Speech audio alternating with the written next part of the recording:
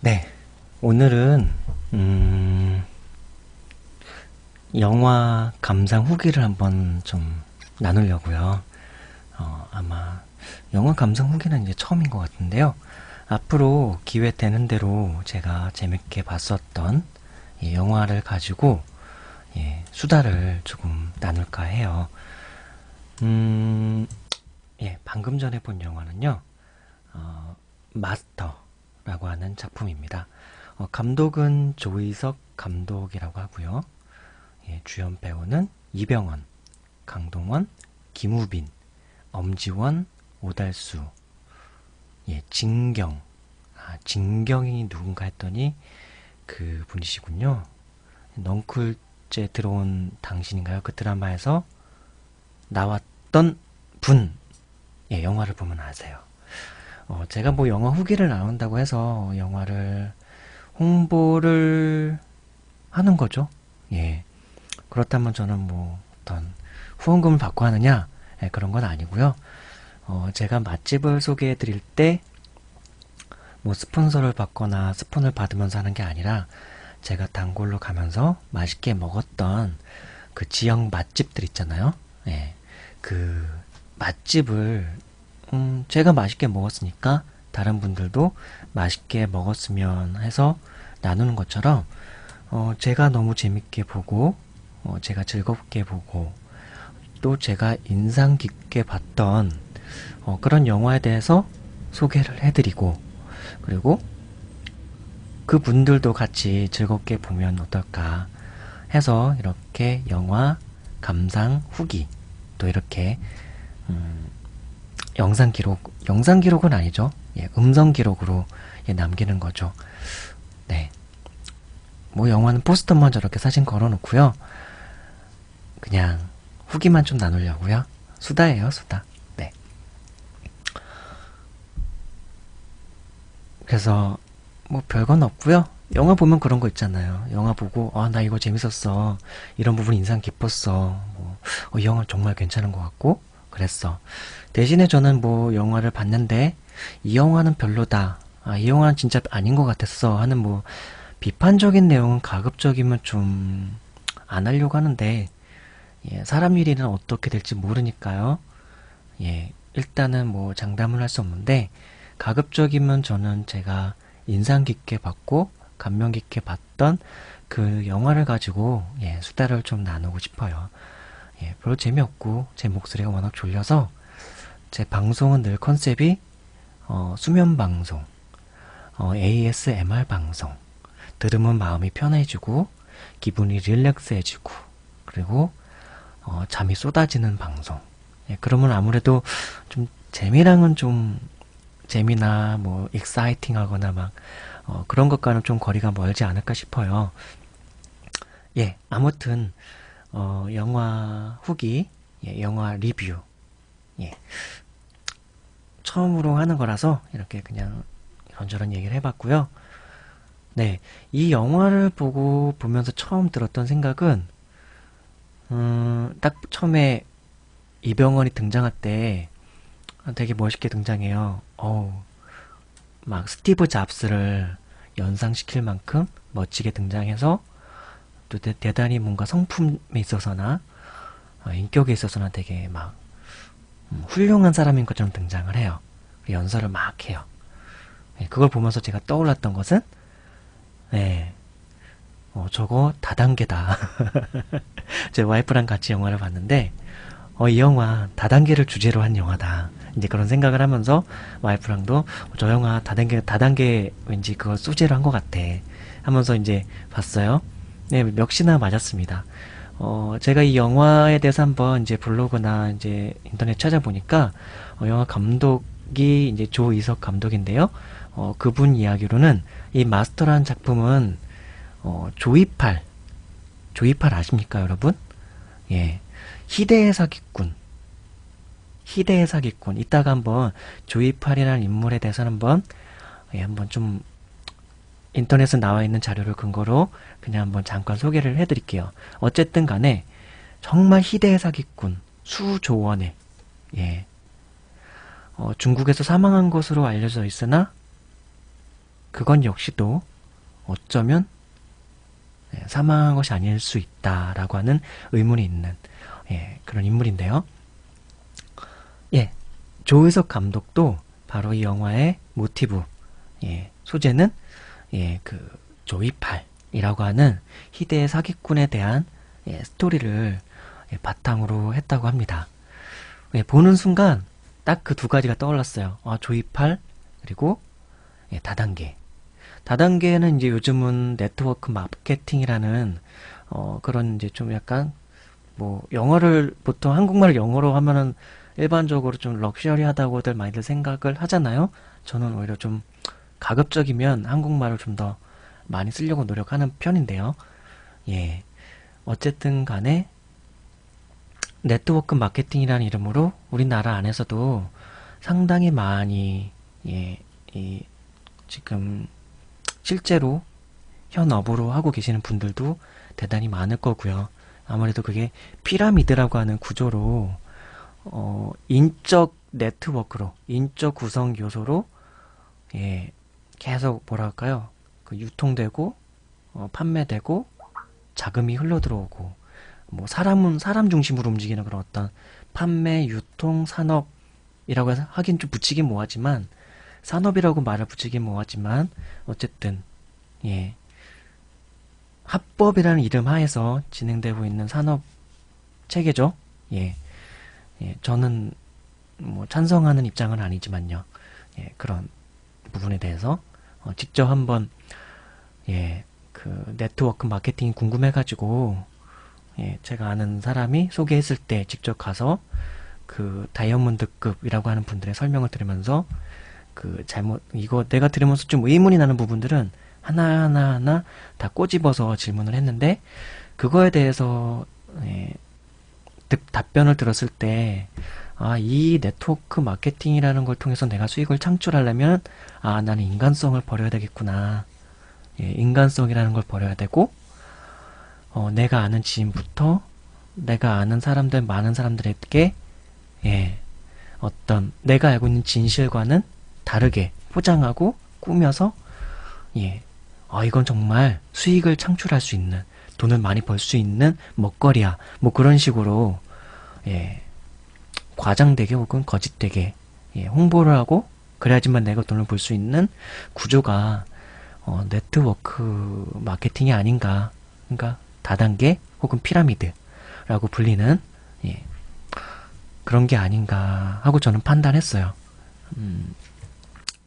나름대로 거기 본부까지 가가지고 그 책상에 앉아가지고 그때는 이제 핸드폰 이제 알뜰폰인데요. 알뜰폰 가지고 그 네트워크 마케팅 그 다단계 회사가 그 통신 지분을 먹는 거죠. 통신 핸드폰을 하나 개통시켜주면 거기에 뭐 7%든지 15%든지 수익을 먹는 구조로 이제 뭔가 홍보를 하고 있었던 참이죠. 저도 안 그래도 그때 핸드폰 이제 어떤 판매하고 그거에 대해 수익을 먹는 구조에 대해서 생각을 하면서 나도 저런 거 한번 해볼까 라는 생각이 있었던 참이거든요. 그래서 궁금해서 그런 부분에 대해서 알아보려고 그리고 네트워크 마케팅 흔히 말하는 다단계 피라미드에 대해서도 궁금해가지고 직접 접해보고 싶어서 갔었거든요. 어쨌든 간에 이 얘기도 한번 나중에 한번 구체적으로 들려드릴까요? 제 경험담. 어쨌든 저는 그때 한 1시간가량을 뭐 이런저런 얘기를 막 하면서 하다가 제가 오히려 살짝은 따지듯이 당신네들 이렇게 해서 말로 현혹하는 말로 이렇게 하고 있는데 결과적으로는 사실은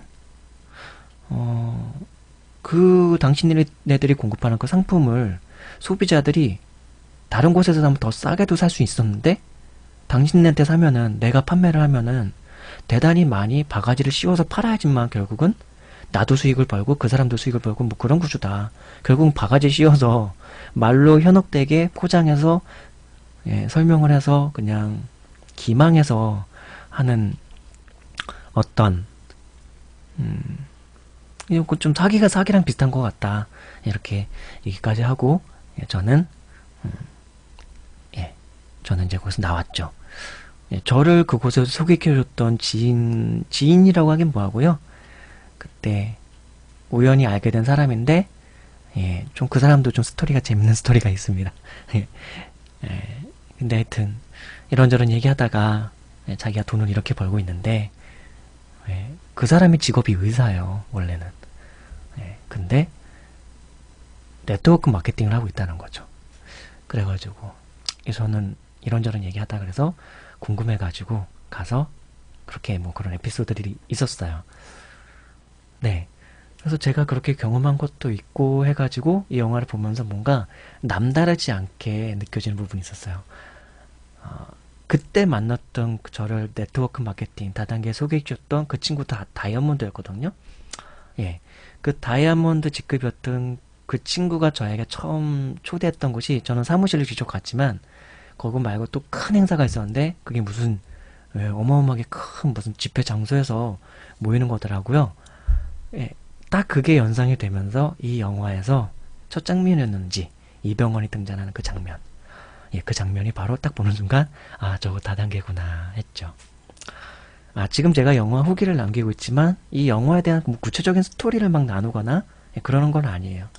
그냥 이 영화에서 다루고 있는 어떤 소재 하나하나들이 우리 사회와 관련돼서 어떤 것들이 좀 관련이 있는지 예, 또 그런 것들을 뭐 같이 나누고 그러면서 또 얘기를 나누다가 나중에 결론은 아, 이 영화 정말 볼만한 영화입니다.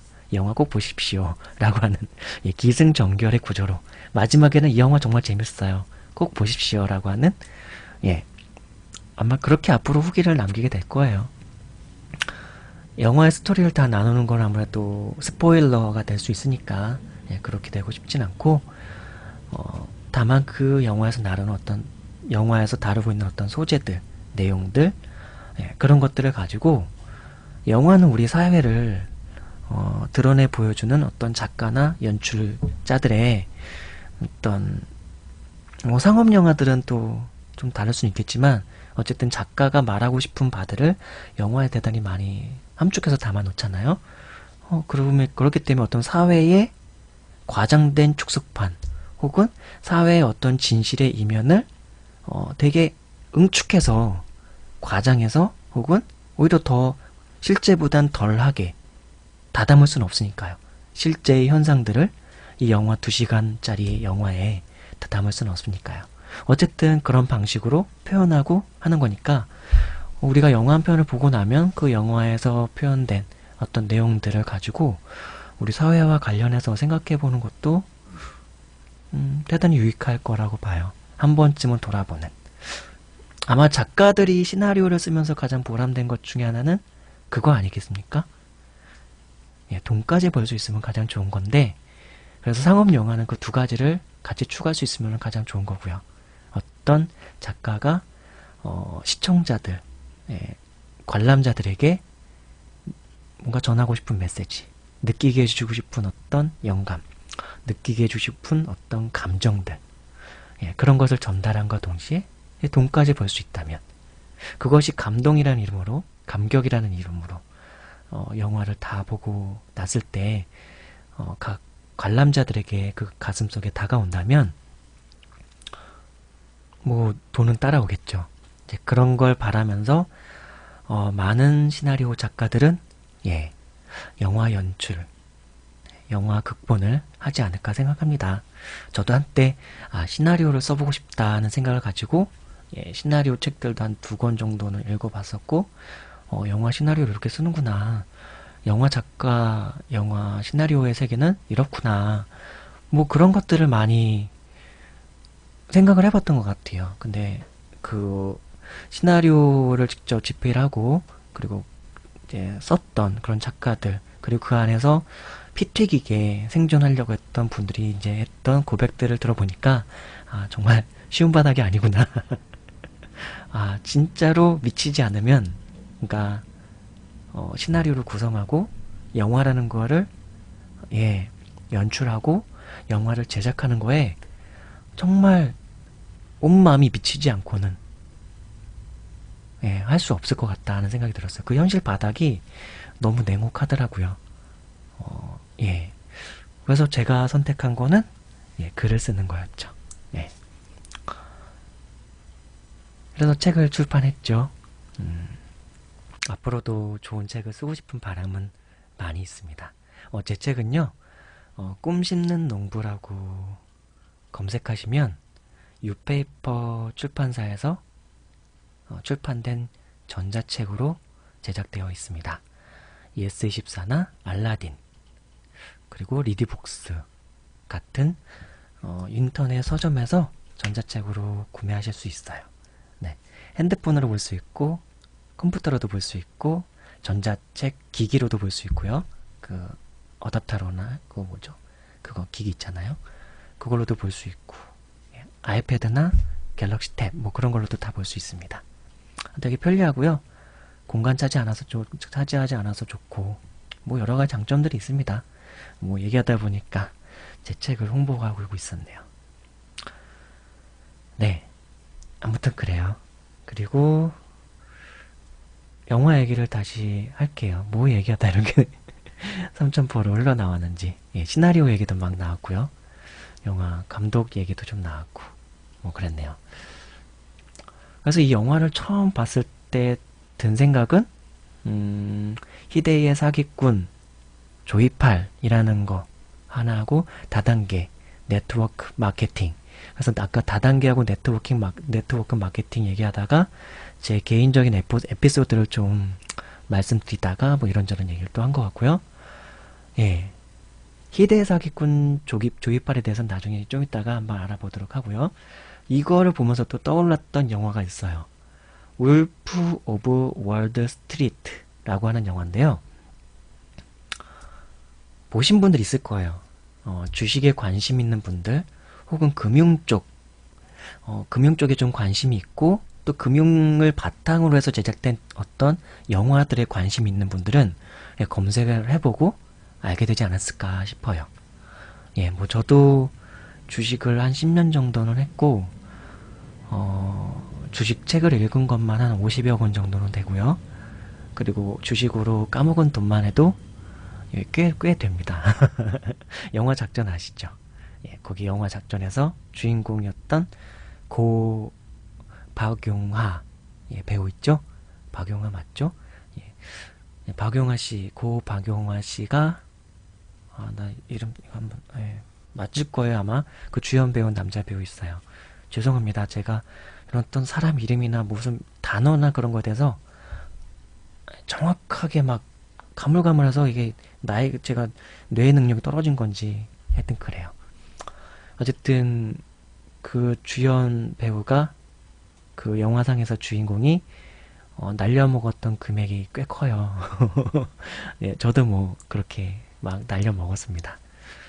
그럼 돈을 많이 벌었느냐? 아니에요. 돈 많이 못 벌었어요. 그러면 당신이 주식을 통해서 얻은 게 뭐가 있냐? 이제 뭐 그런 거 있죠?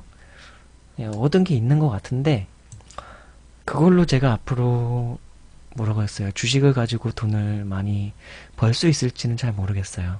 그리고 주식을 가지고 누군가에게 도움을 줄 수 있을까는 도움을 주는 방식은 많이 있을 것 같아요. 근데 예, 그건 아직도 갈등 중이에요. 네, 그걸 다른 사람을 돈을 벌게 해주는 방식으로 주식을 활용하지는 않을 것 같아요. 예, 그러려면 제가 돈을 먼저 벌겠죠? 예, 근데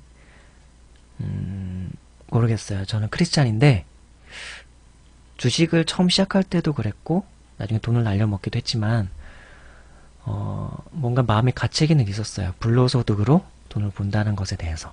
근데 뭔가 계속 어떤 그런 과정들을 보면서 10년 동안 쭉 해오는 그런 과정들을 보면서 우리 하나님께서 나한테 기대하시는 삶은 주식을 통한 불로소득으로 수익을 내서 뭐 좋은 일을 한다거나 그런 게 아니라 다른 방식의 삶이 있을 것 같다는 거를 늘 저한테 뭔가 메시지를 주시는 것 같아서 주식으로 돈을 막 억수로 많이 벌고 막 그럴 것 같진 않아요. 근데 다만 주식을 10년 동안 이제 열심히 뭔가를 연구하고 알아보고 하다 보니까 알게 된 지식들, 경험들, 그리고 안목, 통찰, 뭐 그런 것들이 있는데요. 이런 지식들을 어떻게 활용할지, 어떻게 유익하게 활용할 수 있을지에 대해서는 고민이 많이 있어요. 원래는 책을 쓸까도 생각했는데 그것도 좀 그렇게 쉽지는 않은 것 같고, 예, 아무튼 그랬어요. 네. 뭐 얘기하다 얘기 나왔냐면요. 저 3000% 잘 빠질 거예요. 앞으로도 영화 후기 뭐 얘기하다 보면요. 예. 그럼 듣다 보면 쟤 뭐 하는 거지? 막 그럴 것 같아요. 맞아요. 쟤 뭐 하고 있죠? 예. 본래 저는 방송을 시작한 이유가 말 잘하는 연습? 예. 말하는 연습하기 위해서 방송을 예, 시작했다고 했죠? 저는 지금 그러니까 말하는 연습의 일환으로 예, 이렇게 주저리 수다를 떨고 있는 거예요.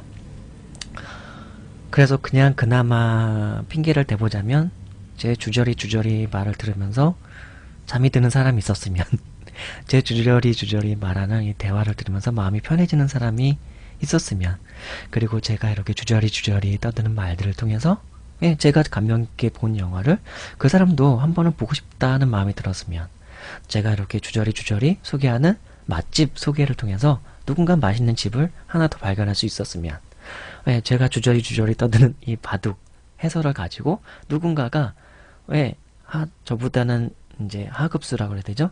예, 하수라고 볼 수 있는 초급자 대국자들이 뭔가 배울 수 있으면 뭐 그것도 좋은 거고요. 예, 주저리 떠드는 저의 수다가 재미는 없겠지만 예, 재미없는 분들은 예, 살며시 예, 종료 버튼을 눌러주시고 예, 그냥 뭐 듣고 있는데 뭐 그냥 뭐 잠자기 전에 그냥 틀어놓기 괜찮네 싶은 분들은 틀어놓으시고 예, 그냥 살며시 눈 감고 듣다가 자면 됩니다. 예, 그래서 지금 주식 얘기는 왜 나왔냐면 울프 오브 월드 스트리트라는 이제 영화를 잠깐 언급을 했어요. 예, 레오나르도 디카프리오가 주연이고요. 그 영화는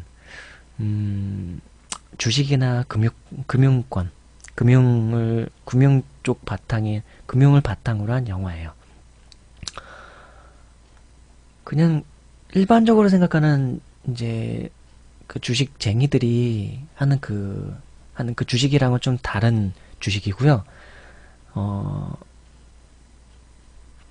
그 비상장 거래라고 있습니다. 주식 쪽에 비상장 거래. 예. 비상장 거래 종목이라고 해서 상장 주식이 아닌 뭐 그런 종목들인데 그런 비상장 코스닥이나 코스피에 상장되어 있지 않는 예, 그런 주식들을 거래하는 걸 바탕으로 한 소재를 다루고 있어요. 근데 되게 그거 볼만합니다. 이 마스터 영화 보면서 울프 오브 월드스트리트도 떠올랐어요.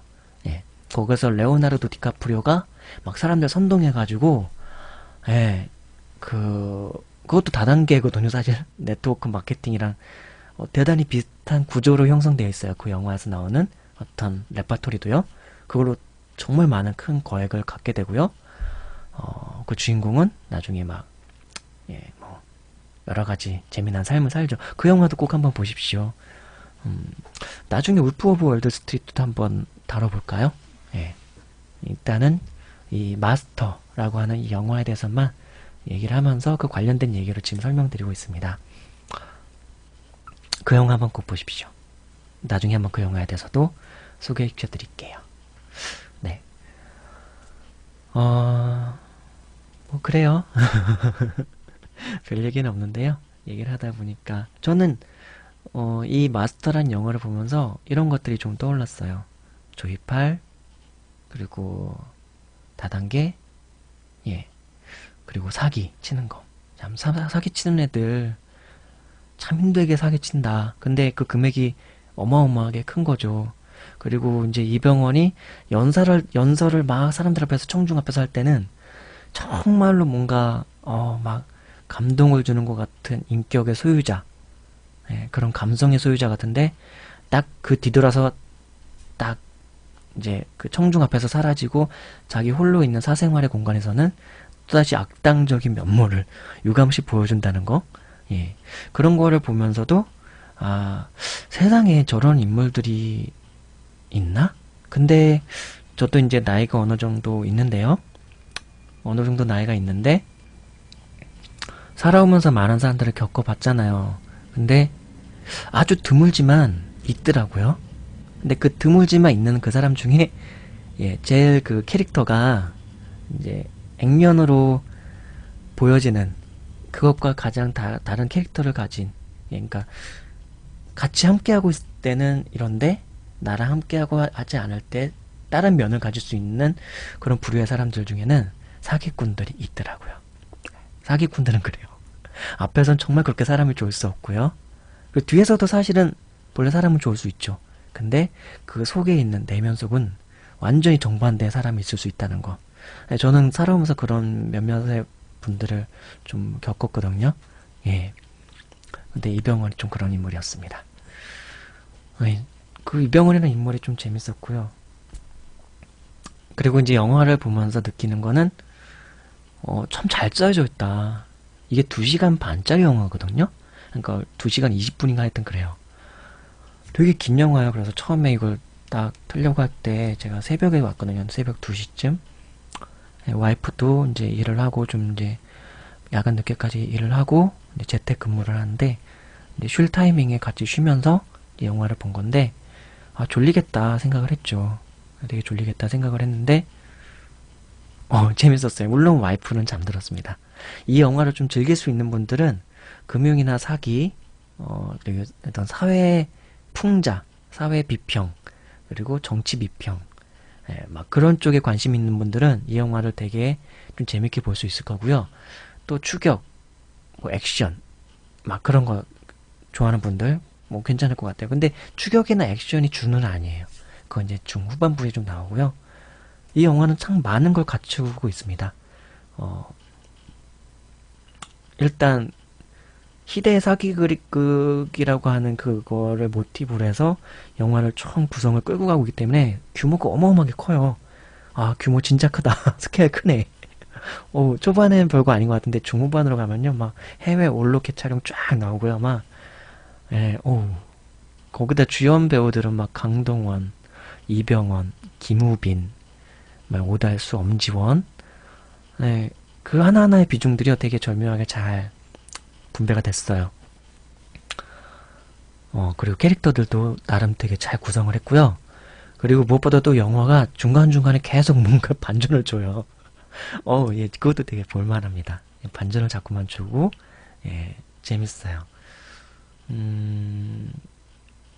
그리고 뭔가 메시지가 되게 명확해요. 예, 메시지가 되게 명확하고요. 초반에 이병헌이 막 악당인데, 악당이 입에서 흘러나오는 어떤 멘트인데, 그 멘트가, 우리 서민들이, 우리 대한민국에 살아가면서 이 정치나 부패한 정치라던가, 부패한 사회, 기득권층에 대해서 느끼는 어떤 울분 같은 거 있잖아요. 아니, 나쁜 놈들 하는 이제 그런 일침 같은 거를 하고 싶은 거를 이 악당의 입을 통해서 딱 터져 나오는 거죠. 예. 악당이 이병헌이 뭐 다 그런 거 아니야 막 그러면서 외치는 건데 정말 이 사회가 그렇다고 우리 대부분이 사실 그렇게 실제로 체험하면서 살아가고 있고 있지 않습니까? 네. 오죽하면 흑수저란 말이 나오고 예, 금수저란 말이 나오고 헬지옥이란 말이 나오고 그러겠습니까? 정신적으로 너무나 궁핍한 사회고요. 물질적으로도 뭐 궁핍하다고 말할 수는 없지만 그러나 노동시간이 너무 길고 그 노동의 질에 비해서 벌어들이는 소득이 대단히 적기 때문에 하루의 대부분의 시간을 그 노동이라는 건 육체적인 노동도 될 수 있고 정신적인 노동도 될 수 있죠. 그런 것들에 소비하는 것이 너무나 많은 이 대한민국이라는 세상. 예, 그래서 요즘 나오는 영화들, 뭐 지금 마스터, 더킹, 최근에 봤던 영화가 더킹인데요. 다음에 한번 더킹 영화도 한번 소개해드리고 싶네요. 예, 더킹도 그렇고 최근에 히트를 치는 드라마들이 또 그 누구였죠? 이병헌 나왔었고 뭐 그거 있었잖아요. 몰디브 가서 뭐 몰디브 한 잔인가 뭔가 이병헌이 대사 읊었던 거. 예, 그 영화도 그렇고요.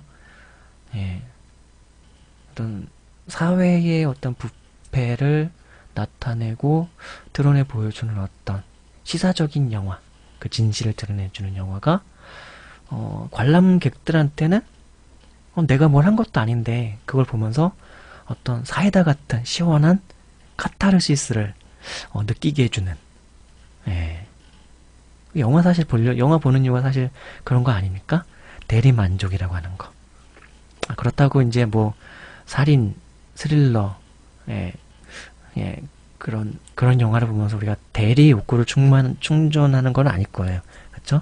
예, 그건 또 다른 방식의 어떤 쾌감이라던가 예, 오감 만족 뭐 그런 걸 위해서 영화를 보는 거겠죠. 네.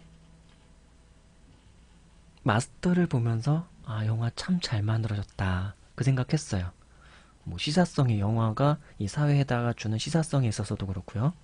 그리고 아직 사망으로 발표됐지만 정말 사망했을까? 라고 의문이 있는 그 조이팔이라고 하는 인물에 대한 다시 한번 부각을 시켜주는 어떤 시사적인 소재에 있어서도 그렇고. 근데 영화 2시간 20분짜리인데요. 한 잘 만들어진 드라마 3편을 연달아서 보는 것 같은 이게 잘 만들어졌어요. 스토리 구성 막 하여튼 여러 가지 잘 짜져서 막 보는 동안 좋아요. 뭔가 완성된 뭔가 아구가 딱 맞는 그런 영화 보면 되게 보는 동안 뭔가 개운하고 보는 동안 막 감탄하면서 입을 또 이야 막 하면서 보게 되는 예. 어떤 때는 눈물을 주르륵 흘리고요. 어떤 때는 막 껄껄거리면서 웃고요. 예, 영화가 안겨져다 주는 어떤 즐거움이라는 거는 예, 상당한 것 같아요. 예, 저는 영화관은 잘 안 가고 집에서 이제 IPTV로 보는데 이제 가끔은 이제 캐치원을 또 유료로 월정액을 유료로 추가로 결제를 해서 또 보곤 하는데요. 이 마스터라는 영화는 캐치원으로 예, 월정액을 끊어서 예, 본 영화예요. 캐치원을요 잘 활용하는 방법 중에 하나는 어떻게 활용하냐면요. 매달 월정액을 내면서 보는 거는 좀 아까워요. 왜 그러냐면은 캐치원에 있는 영화들이 편수가 좀 한정돼 있어요. 그렇게 많은 편수가 있지는 않아요. 이제 가령 유플릭스라고 하는 영화 또 월정액 채널이 있는데요. 저는 유플러스 TV를 보고 있는데 IPTV를 유플릭스라고 하는 영화 채널이 거긴 12,000편인가? 어마어마하게 방대한 영화들이 많이 있어요. 예, 근데 반면에 캐치온이라고 하는 것은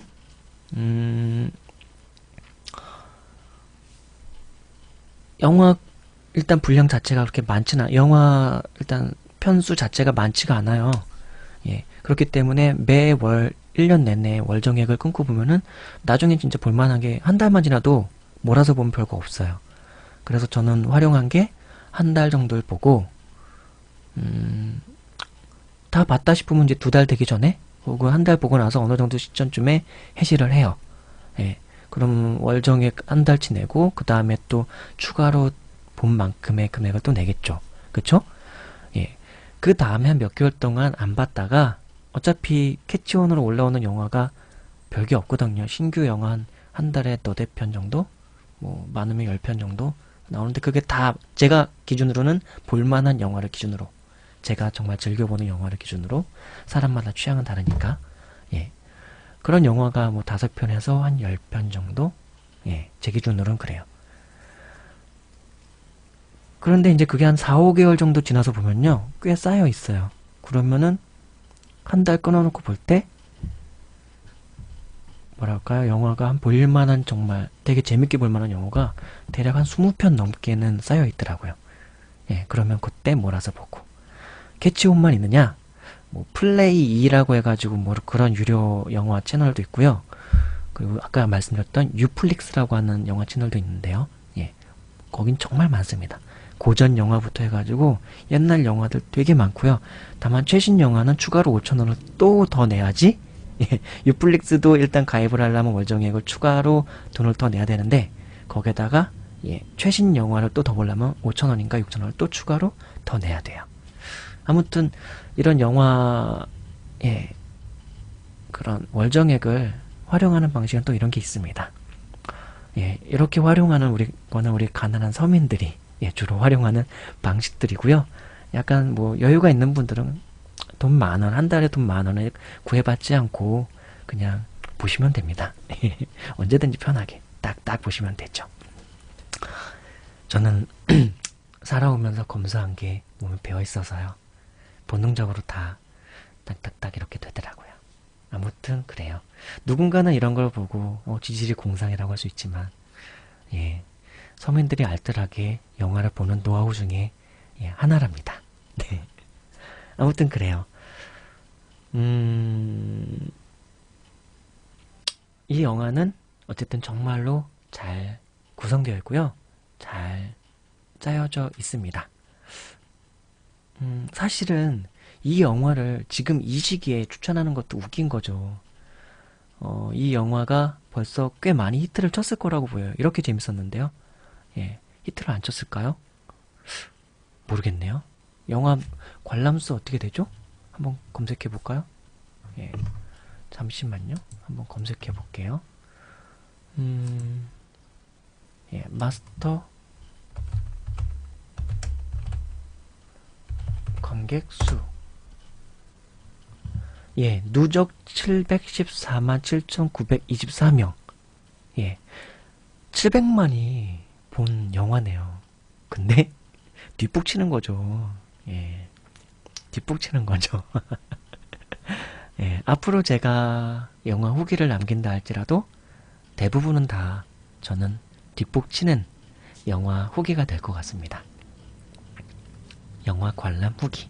뒷북 치는 영화 관람 후기가 될 것 같아요. 제가 뭘 새로운 걸 전달한다기보다는 그냥 제가 보고 느꼈던 것들, 보면서 생각이 들었던 것들 그냥 주저리 얘기하고 혹시라도 제 얘기를 수다를 듣고 같이 공감이 가시면 예, 유튜브에 댓글 남겨주시면 돼요. 그럼 저도 같이 이분은 우리 남기신 분은 이렇게 느끼셨구나, 이렇게 느끼셨구나, 이 영화를 보면서 이런 걸 느끼셨구나, 같이 그러면서 예, 어떤 공감이 어우러지겠죠. 그쵸? 예. 네. 뭐 영화에 대한 얘기는 이제 이 정도면 될 것 같고, 아까 제가 예, 이 영화가 조이팔이라고 하는 인물을 소재로 했다고 했는데요. 모티브를 했다고 했는데 예, 한번 제가 위키백과로 한번 검색을 해봤어요. 조이팔이라고 하는 인물에 대해서. 예, 한번 볼까요? 위키백과요. 예, 위키백과에 나와 있는 내용이고요. 예, 이렇게 좀 줄이면 되겠죠.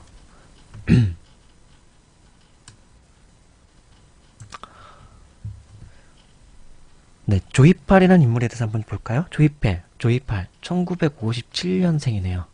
1957년생. 지금 현재 나이는 몇 살입니까? 지금 그러면?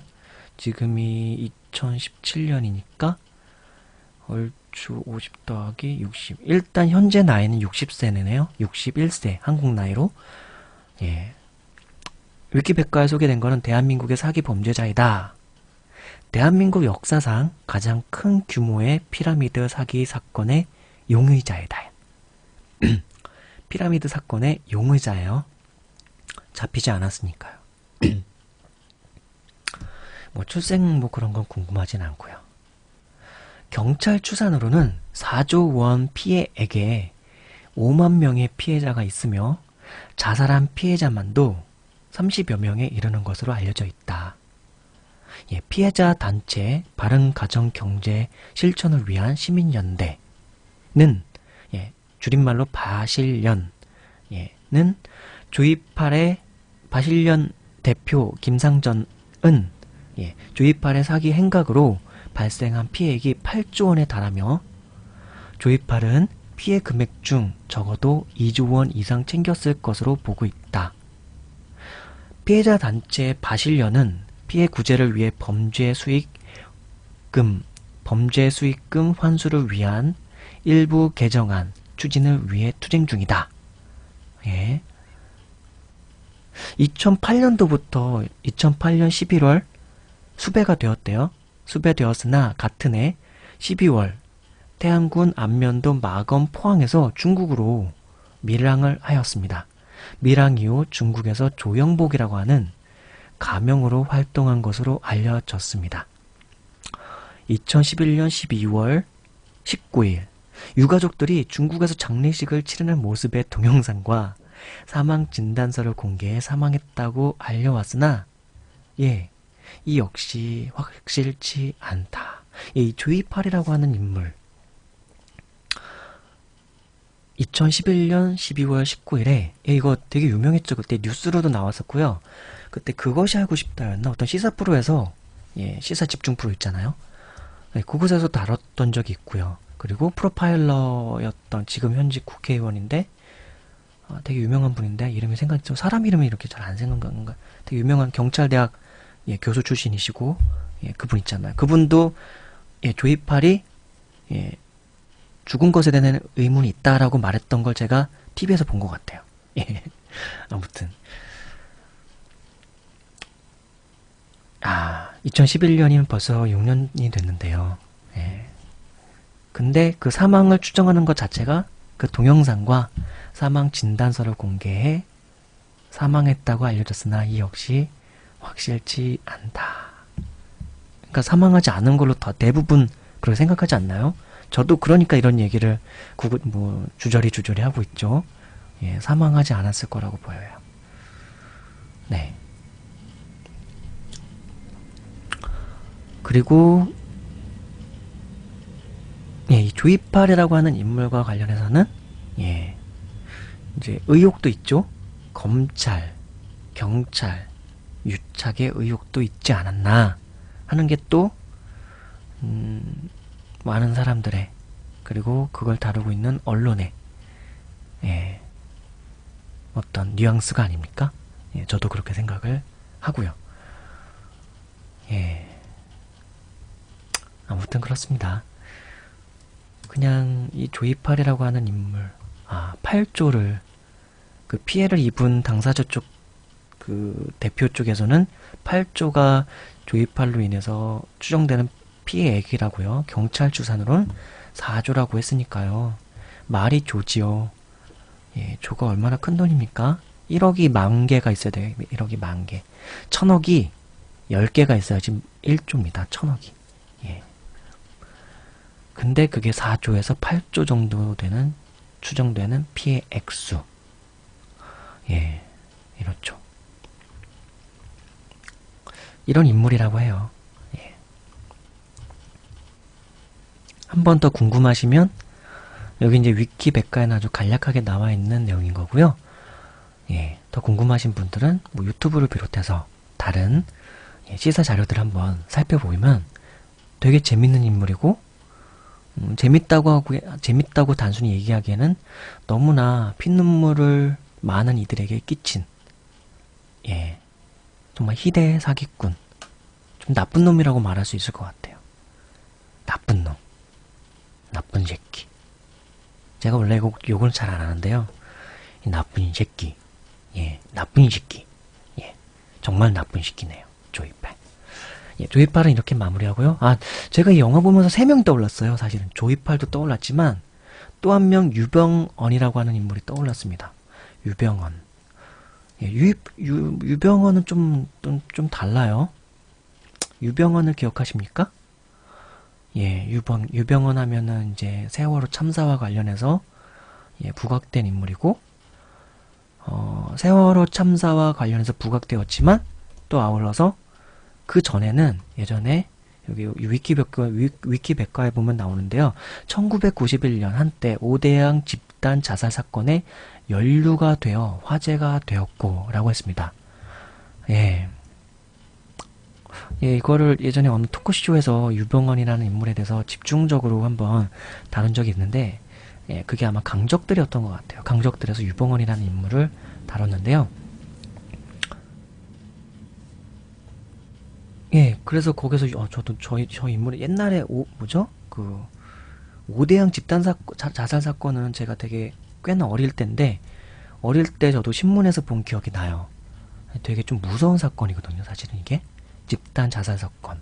근데 자살 사건이 아니라 사실은 이거는 타살일 가능성도 충분히 있을 만한, 예, 어떤 그런, 그렇게 추정도 한번 해볼 수 있는, 합리적인 의심을 해볼 수도 있을 만한 어떤 미지의 사건입니다.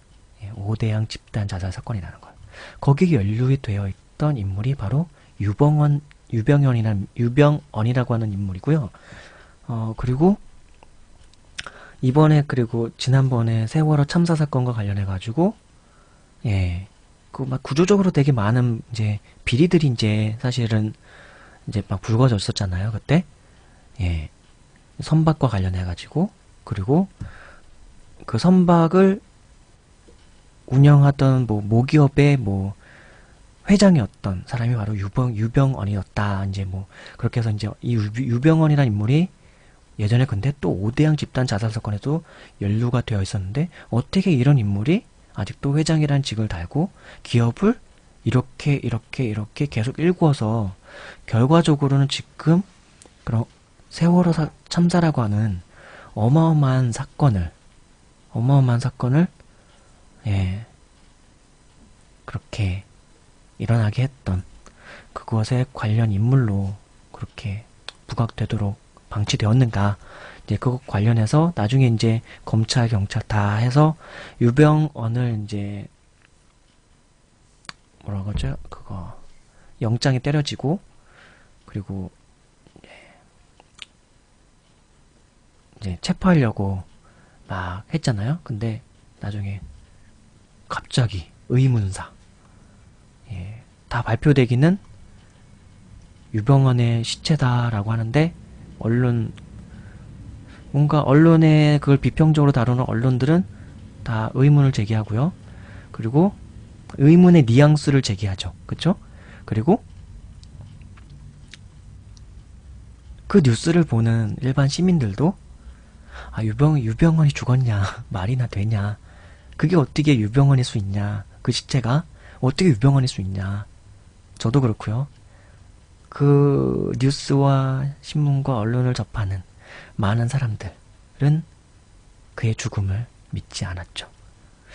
그래서 이 유병언이라고 하는 또 인물도 한번 되게 궁금했습니다. 그래서 위키백과를 한번 알아봤어요. 한번 잠깐 볼까요? 1941년생이고요. 지금까지 살아있다고 한다면 2014년에 73세로 이제 사망했다고 그렇게 추정을 하고 있는데요. 지금 2017년이라고 한다면은 어느덧 나이 77세 정도 되게 연로하시네요. 네. 그래서 이 인물에 대해서 한번 알아보죠. 예. 세모그룹의 창업주. 일단 이분의 직업은 대한민국의 종교인, 그리고 기업인이면서 사진작가이다. 그리고 세모그룹의 창업주 겸 회장이었으며 구원파로 알려진 종교단체의 지도자로도 유명하다. 예, 구원파. 예. 본관은 기계이고 뭐 이건 저는 관심 없는 사항이고 그리고 이력.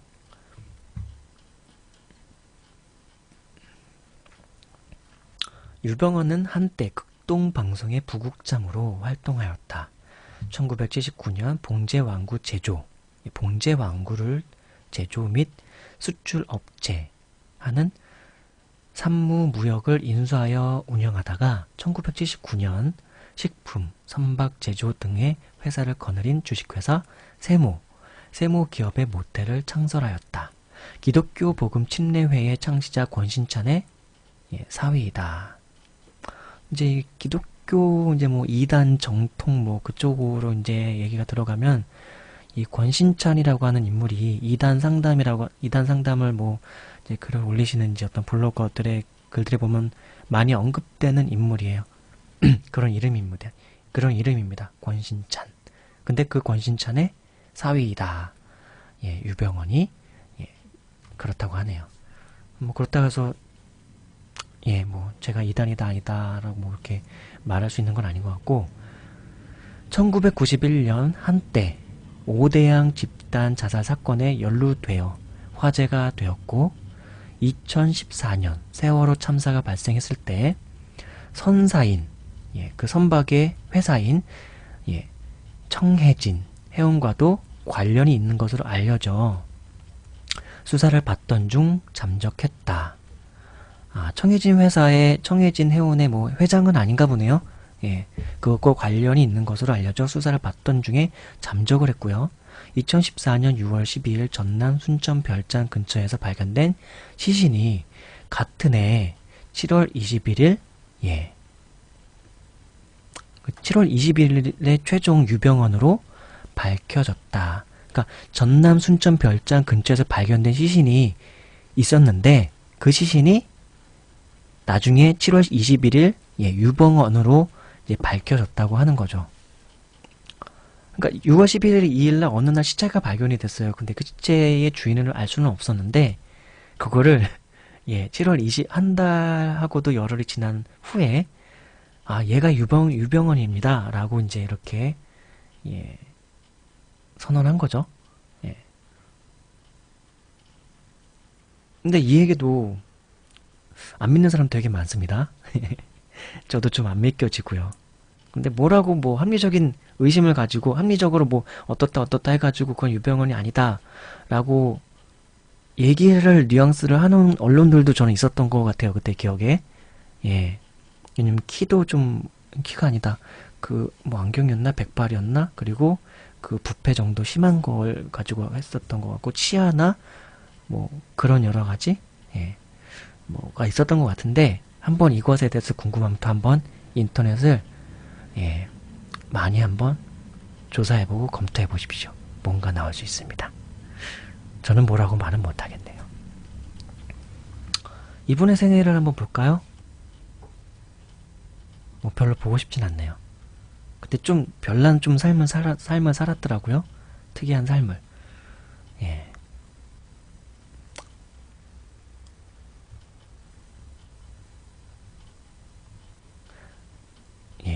뭐 이후의 내용을 한번 위키백과에서 한번 찾아보시고 한번 읽어보시면 좋을 것 같습니다.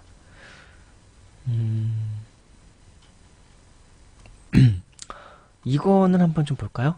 논란과 의혹, 오대양 변사 사건 관련. 1991년 오대영 집단 자살 사건이 발생하자 탕명원 등은 이 사건을 자살이 아닌 타살이라고 주장했다. 이후 구원파 배우설을 강력하게 주장하였으나 1987년과 1989년 그리고 1991년 세 번의 검찰 수사 끝에 모두 동일하게 혐의 없음으로 결론 났다. 예.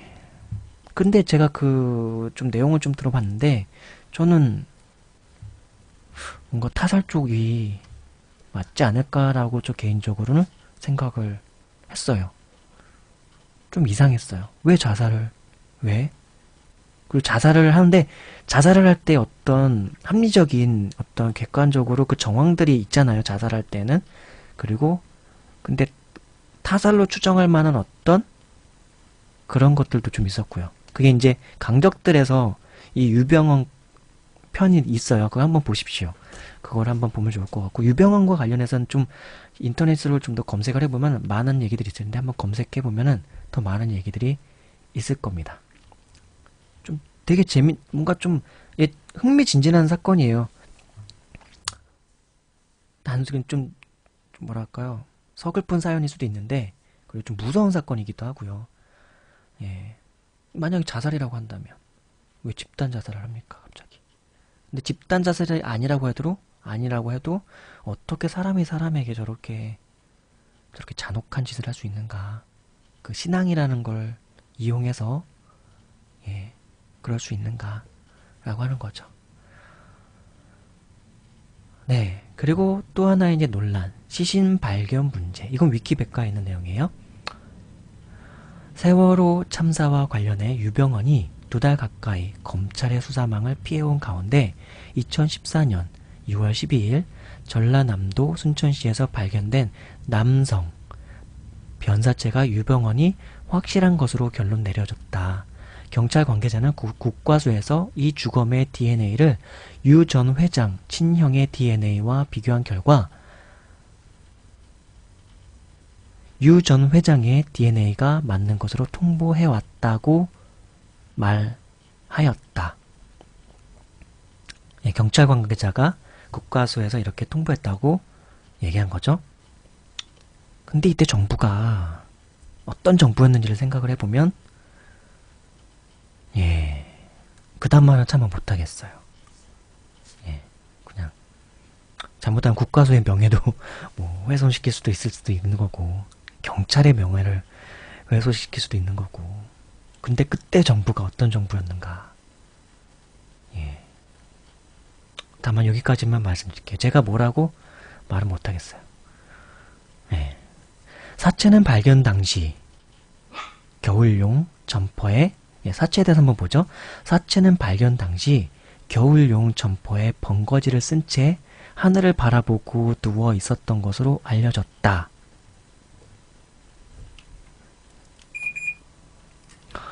사체는 발견 당시 겨울용 점퍼에 번거지를 쓴 채 하늘을 바라보고 누워 있었던 것으로 알려졌다. 밤 백고라가 80%가량 진행된 상태로 정확한 사망 시점은 아직 확인되지 않았으나 타살 혐의점은 없는 것으로 확인되었다. 어떻게 밤백골화가 되기까지 누군가에게 발견되지 않았을까요?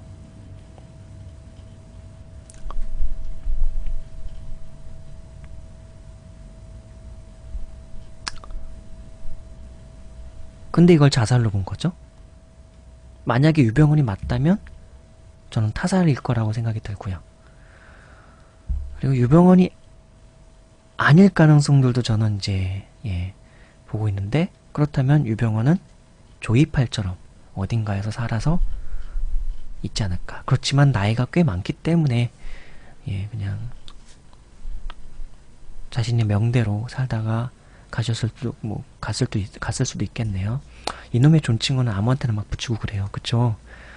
시신이 6월 12일 이미 입수되었고 밤백골화가 진행되어 시신의 부패와 손가락 등의 지문 수집에 어려움을 겪었으나 DNA 조사 및 시신의 오른쪽 검지 지문 한 점을 채취하여 검색한 결과 유병헌이 확실하다고 검찰 측이 2014년 7월 22일 밝혔으며 서중석 국립과학수사연구원장은 25일 오전 10시 신체 크기와 절단된 손가락, 충치치료 등의 특기사항 분석을 통해 해당 시신이 유병헌임을 확인하였다고 밝혔다. 이로써 유병헌은 도피생활 도중 생을 마감한 것으로 결론났다. 다만 시신 부패가 심하고 내부 장기가 훼손되어 사망 시점이나 사인 판정은 불가능하다고 밝혔다. 한편 경찰청은 유병헌의 시신 발견 초기 초동수사를 미흡하게 한 책임을 물어 초동수사를 되게 미흡하게 한 책임을 물은 거죠. 실제로 초동수사가 미흡하게 분명히 된 거고요. 물어 순천경찰서 지휘부들에 대한 문책에 들어갔다. 그러나 최근 유병헌 전 세모그룹 회장 변사사건 부실수사 책임을 지고 물러났던 이성한 전 경찰청장이 대통령이 임명하는 한국전력의 상임이사로 선임되며 낙하산 인사가 아니냐는 논란이 일어났다. 이때 말하는 최근은 지금 문재인 정부는 아닌 거죠? 아니겠죠? 이 신문이 이제 서울신문 2016년 4월 22일 한정감사 이성한 조전혁 내정 낙하산 논란 이걸 근거로 해서 이 내용을 다루고 있는 거기 때문에 2016년도죠. 그러면은 박근혜 정부네요. 박근혜 정부 때에 일어났던 일입니다. 자, 그리고 또 한 번 더 볼까요? 노숙 논란과 사망 시점 논란. 일부 경찰 및 지역 주민들은 해당 시신이 유병헌이 아닌 인근을 배회하던 노숙인일 가능성을 제기하였으나 국립과학수사연구소 측이 시신의 유전자를 채취, 분석한 결과 안성금수원 및 순천 송치제 별장에서 채취된 유병헌의 유전자와 완벽하게 일치되며 그의 형 유병일의 유전자와도 일치점이 있는 것으로 판명되었고 경찰은 변사체의 유전자 감식과 지문 확인을 통해 해당 시신이 유병헌 전 세모그룹 회장의 것임을 확인했다고 최종 발표하였다. 이때 경찰이 어떤 경찰이죠? 정부는 박근혜 정부죠? 이때 경찰이 국민과 시민들에게 어떻게 했죠? 국민을 위한 경찰이었습니까? 정부를 위한 경찰이었습니까? 이때 경찰은요. 그럼 이때 국립과학수사연구소는 어땠을까요? 저는 말씀 못 드리겠습니다. 예. 제가 법학을 전공했고, 예, 사법시험도 공부한 적 있는데, 딱 기억도 가물가물해가지고, 예, 경찰에 관한 명예훼손죄, 국립과학수사연구소에 대한, 예, 법인에 대한, 법인인가요, 여기가? 국가공익기관인가요? 예, 여기에 대한 명예훼손죄는 어떻게 되는지 몰라가지고, 근데 이 정도 의문을 제기하는 것만으로도 명예훼손죄가 됩니까? 예, 공적인, 합리적인 의심을 제기할 수는 없는 겁니까? 누군가 아는 분 있으면 좀 댓글 좀 달아주셨으면 좋겠습니다.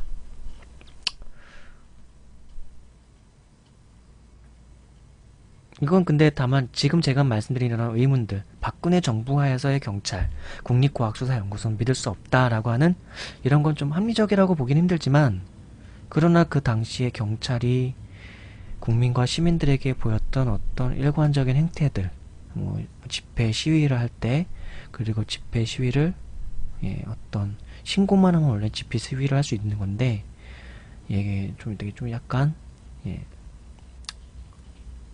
보수단체와 진보단체에 대해서 약간 편향적이었다고 저는 그렇게 보고 있기 때문에, 예, 그런 걸 토대로 할 때 과연 박근혜 정부에서 어떤 정부에서 발표하는 내용들, 박근혜 정부와 이명박 정부에서 발표됐던 어떤 내용들, 얼마만큼 신뢰할 수 있는지는 저는 의문입니다. 예, 의문이에요. 그래서 그때 당시에 저는 뉴스를 보기가 너무 힘들었고, 이명박 정부 때, 박근혜 정부 때 뉴스를 보는 게 너무 힘들었어요. 이명박 정부 때는 아, 다음 정부가 되면은 그래, 이명박 교체되겠지, 이 정부 교체되겠지, 국민들이 좀 뭔가 국민들이 깨닫겠지 생각하면서 버텼는데요. 와, 박근혜 대통령 그때 선거할 때는 너무 기가 막혀가지고 어떻게 8시인가 7시쯤에 그냥 뭐 대통령 발표 선언을 하면서 확정을 선언을 하면서 해가지고, 근데 나중에 결과 발표해보니까 4%인가? 밖에 차이 안 났죠, 실제로. 표수가. 이제 그 부분에 대해서는 또 김어준 씨가 그 영화 김어준 씨가 제작한 건 김어준 씨가 제작했나요? 한겨레에서 제작했나요? 그 영화 있지 않습니까? 아, 이 영화 제목도 생각이 안 나요. 이 좋은 영화를. 예. 그, 투표 과정에 대해서 어떤 의문을 제기하는, 예.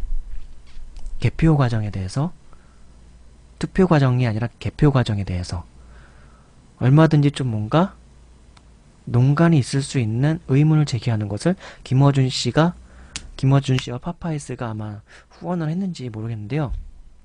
그 영화 있지 않습니까? 생각이 안 나요. 아, 나 진짜. 예.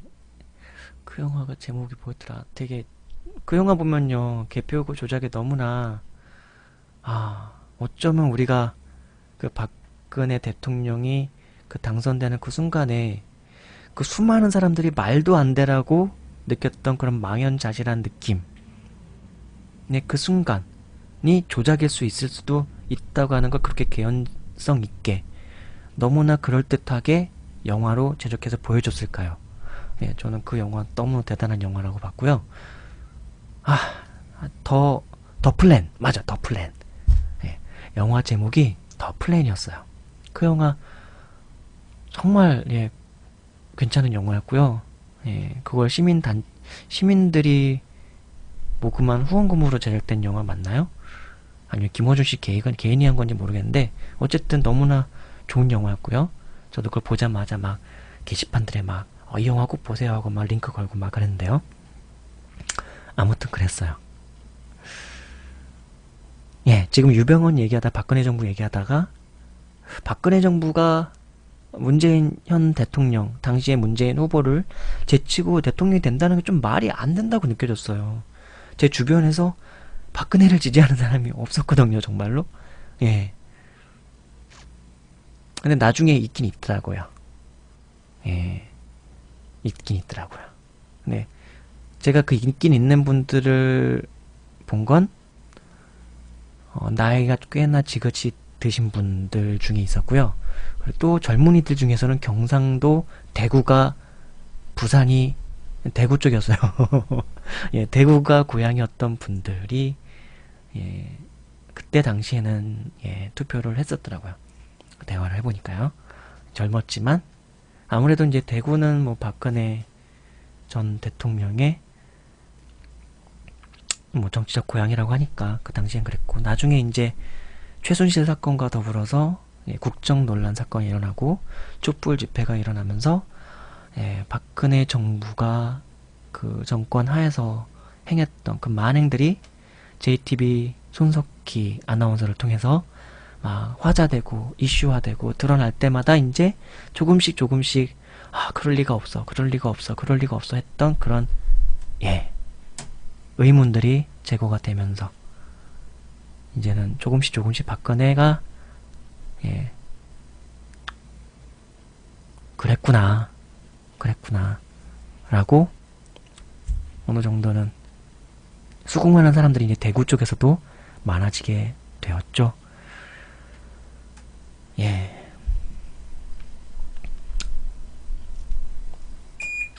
네, 박근혜 얘기하니까 기분이 나빠지네요. 이제 남았죠. 바로 그 전 정부. 저는 문재인 대통령이 되기를 바랬던 사람 중에 한 사람인데요. 예. 뭐 이재명 씨도 좋았고요. 뭐 안희정 씨도 뭐 나쁘지 않았죠. 다만 이제 뭐 에피소드들이 여러 가지 있었는데 뭐 셋 중에 누가 돼도 저는 뭐 좋다고 생각했어요. 다만 문재인 씨가 되는 게 더 좋지 않나라고는 생각을 했죠. 그 이유 중에 하나는 적폐청산을 정말 잘할 수 있지 않았을까 그런 생각을 했어요. 왜냐면 노무현 정보를 함께하면서 법률가 출신이고 법률가인데 그냥 법률가도 아니고 사법연수원을 차석으로 합격할 만큼 사법연수원을 차석으로 졸업할 만큼 정말 똑똑했고요. 저 법을 공부해봐서 아는데 사법연수원 그 차석으로 수석하는 거 정말 힘든 겁니다. 저는 그 문턱에도 못 가봤기 때문에 되게 힘들더라고요, 법률 공부가. 저도 책도 많이 보고 뭐 이런저런 이렇게 살아왔는데 그 사법시험 공부하는 게 되게 힘들었었어요. 저는 제가 페인이 되는 기간이지 않았을까, 여러 가지 면에서요.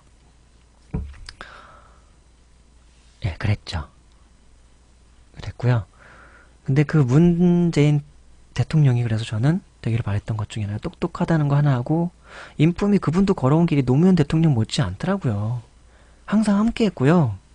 노무현 대통령이 정치로서 사람들을 위해서 자신이 드러냄을 통해서 뭔가 인권을 구현하고 사람들이 살만한 세상, 사람 살만한 세상, 더불어 함께하는 세상을 꿈꾸며 그걸 자기를 드러내는 방식으로 그가 정치의 길을 걸었다면, 문재인 대통령 그 뒤에서 조용히 서포트를 했던 그 나름의 자신의 조용한 방식을 통해서 카톨릭교인인 걸로 알고 있어요.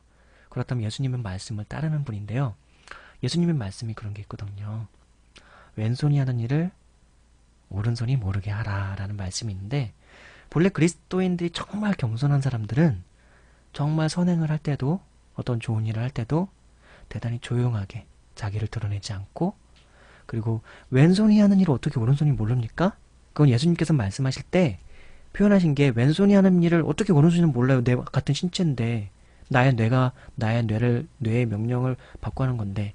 이 말에 더 온전한 의미는, 제가 그리스도인으로서 저도 하나님을 사랑하는 사람으로서 이 말씀의 의미를 좀 더 풀어드리면, 이 말씀은 무의식적으로 자기가 선행을 하는 것도, 내가 선을 행하고 있다는 것조차도 의식하지 못할 정도로 내 삶이 그냥 선한 삶 그 자체가 되도록 하라. 라고 하는 거예요. 그러니까 내가 선을 행할 때조차도, 내가 좋은 일을 하고 있을 때조차도, 나 자신조차도 그거를 망각해버릴 정도로 그렇게 선한 삶을 지향하라고 하는 것이죠. 이제 문재인 대통령도 저는 그분이 말하거나 행동하거나 하는 어떤 그런 면들을 보면서 나름의 뭐 개인적인 뭐 통찰력을 가지고 그분의 됨됨이를 파악해 보건데, 예, 그분은 예, 겸손한 분임에 틀림이 없고요. 자기를 막 드러내고 막 나타내고 하는 것에 그렇게 관심 있는 분도 아닌 걸로 보여요. 예, 그런 삶을 그렇게 살아왔던 거죠. 그렇기 때문에 노무현 대통령의 뒤에서 그냥 예, 있었던 것이고, 다만 그럼에도 불구하고 노무현 대통령이 위기에 처할 때는 항상 나타났죠. 항상 함께 했습니다. 그 순간에 항상 항상 정말 예. 그래서 전 문재인 대통령이 좋았고요. 그리고 잘할 거라고 생각했어요. 아무튼 그랬습니다. 그리고 실제로 대통령 된 다음에 와 와를 정말 보는 이들마다 좀 내뱉을 만큼 너무나 잘 해나가고 있죠. 이 조그만한 대한민국이란 나라에서 중국에 둘러싸여 있고요. 중국, 일본, 북한, 그리고 미국, 러시아. 예. 이런 국가들에 둘러싸여 있는데, 그리고 이 관계가 되게 역학관계가 복잡하잖아요. 중국과 미국의 대치, 또 한일 관계, 또한 북한과의 관계, 동포임에도 애증의 관계. 예, 이런 거에 둘러싸여 있잖아요. 그런 상황에서 북핵이 게다가 막 예, 뭐 북한이 막 핵을 쏜다 어쩐다 막 하고 미국을 향해 대치를 하고 있고 예, 막 그러고 있는 상황에서 대통령이 갑작스레 됐고 물론 그런데도 이렇게 잘할 수 있는 대통령이 과연 예, 있었습니까?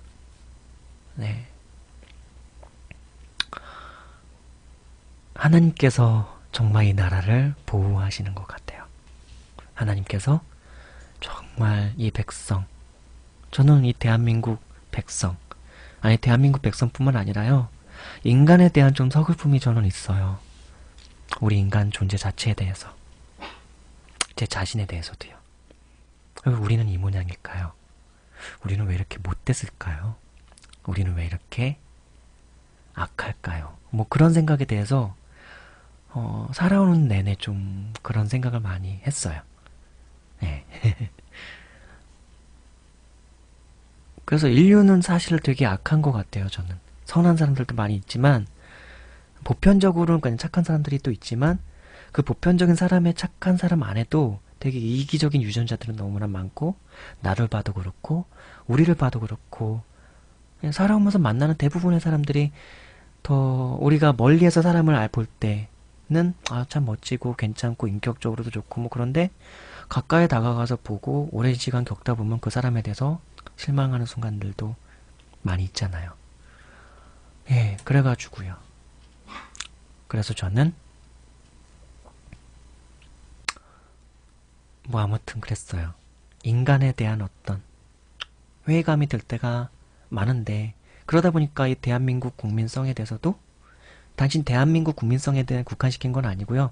제가 이 나라에서 살면서 느끼는 어떤 이 국민성에 대해서 생각하는데 예, 그 안에서도 부정적으로 보자면 되게 회의적인 부분들이 꽤 있거든요. 예, 그럼에도 불구하고 하나님께서는 이 백성들을 참 사랑하시는구나를 많이 느낀 거죠. 특히 이번 대통령 선거 때는 저도 하나님께 기도했거든요. 문재인 대통령이 당연히 나중에 최종 후보가 됐을 때는 그분이 되게 달라고 기도했고 그 경선 과정에서는 하나님이 보실 때 이 나라의 청지기 같은 대통령이 될 수 있는 사람, 국민을 섬길 수 있는 대통령, 정직하고 바르게 소신 있게 하지만 매우 지혜롭게 이 정치를 해나갈 수 있는 대통령.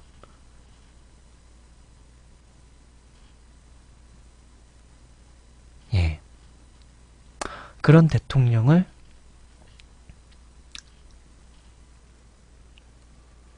주님께서 피택해 달라고 저는 기도를 드렸던 거죠. 예. 네. 그랬어요, 저는. 근데 문재인 대통령이 됐고 정말 잘 하더라고요. 아, 하나님께서 그래서 저렇게 경륜하시는구나. 저는 이 나라에서, 이 대한민국이란 나라에서 정의가 구현되었으면 좋겠어요. 저 초월적이신, 정말 정의의 근본이신 하나님이 보시기에 합당할 정도의 온전한 정의는 이 대한민국이란 나라뿐만 아니라 어느 나라에서도 구현되기는 힘들 거예요. 그러나 하나님만큼은 아니지만 일반적인 우리가 살아가면서, 인간들이 살아가면서 상식적으로, 그래도 보편적으로 다수가 정의라고 생각할 수 있는 어떤 부분들, 이 정의라는, 이런 보편적인 사람들의 기준에는 언론에 의해서 그 상식이 오도되거나 오류를 일으키는 그런 개념의 인식을 가지고 있는 그런 인간은 아니고요. 어느 정도 투명한 정보가 공개되어 있고, 투명한 정보에 의해서 인식을 하고 학습을 하고 그 상식과 가치관과 세계관을 가지고 있는 그런 대부분의 사람들을 구성하고 있는 많은 사람들이 가지고 있는 그런 보편적인 상식. 좀 복잡하죠. 왜 이렇게 말을 복잡하게 합니까? 그러니까 제가 말을 못한다는 거예요. 예. 어쨌든 그런 보편적인 많은 사람들 생각하는 그런 상식적 정의라도 구현될 수 있는 대한민국이 되었으면 좋겠습니다. 그리고 가급적이면 좀 빈부의 격차가 해소가 되었으면 좋겠고, 그리고 좀 하고 싶은 일이 많이 창출될 수 있는, 그건 사실 어느 나라에서도 계속 꿈꾸는 일일 텐데, 인간은 자기가 하고 싶은 일을 할 때 가장 행복한 거잖아요. 그렇다면 하기 싫은 일을 한다면 그것에 대한 노동적 보상은 많이 일어날 수 있었으면 좋겠어요. 저는 그게 복지라고 생각하거든요. 그게 어떻게 보면 더 노동에 합당한 대가가 아닐까 라고 생각해요. 어떻게 보면 좀 사회주의적인 발상이라고 볼 수 있고요. 근데 그게 사회주의가 뭔지 정확하게는 잘 모르겠어요. 공산주의가 뭔지도 저는 정확히는 잘 모르겠어요. 뭐 공동생산, 공동분배 뭐 그런 개념이 있고 그런데요. 저는 제 생각으로는 하고 싶은 일을 하되, 하고 싶은 일을 할 때 그래도 먹고 사는 것을 단순히 오늘 먹고 사는 걸 걱정하는 것뿐만 아니라 노후에도 그래도 어느 정도 복지가 구현이 되어서 먹고 사는 걱정 때문에 하고 싶은 일을 하면서 그 하고 싶은 일이 뭐 상식적으로 막 윤리적으로 법적으로 위배가 되는 일이면 안 되겠죠. 근데 어린 시절부터 어떤 더불어 함께 사는 사회, 혹은 이웃을 사랑하고 나 자신의 어떤 꿈과 자아를 실현하는 그런 꿈이 담긴 일이라면, 그런 일을 하면서 먹고 사는 거 걱정 안 할 수 있는 사회, 그러면 너무 좋을 것 같아요. 이제 그렇게 되려면 저는 그런 일을 할 때 당장도 먹고 사는 것에 걱정이 없어야 되고, 미래에도 어느 정도 복지가 구현될 수 있어야 되겠죠. 노후 걱정이 없으면 하고 싶은 일을 할 수 있잖아요. 그렇죠? 근데 그 하고 싶은 일이 나를 이롭게 할 수 있고 타인을 이롭게 할 수 있는 그런 일이면 너무 좋겠죠. 타인을 또한 즐겁게 하고 기쁘게 하는 일이면 좋겠죠. 앞으로 점점 사회는 첨단 사회가 될 거고, 인간의 육체적인 노동력은 점점 노동력을 필요로 하는 일거리는 점점 줄어들 텐데요. 대부분은 인간들 서로가 서로에게 어떤 즐거움을 주는 서비스적인 봉사의 측면에 강한, 그리고 엔터테인먼트적인 요소가 강한, 어떻게 보면 이런 지금 크리에이터라고 하는 일도 그런 일 중에 하나거든요. 지금 실제로도 크리에이터를 통해서 이제 많은 수익들이 창출되고 있죠. 그렇죠.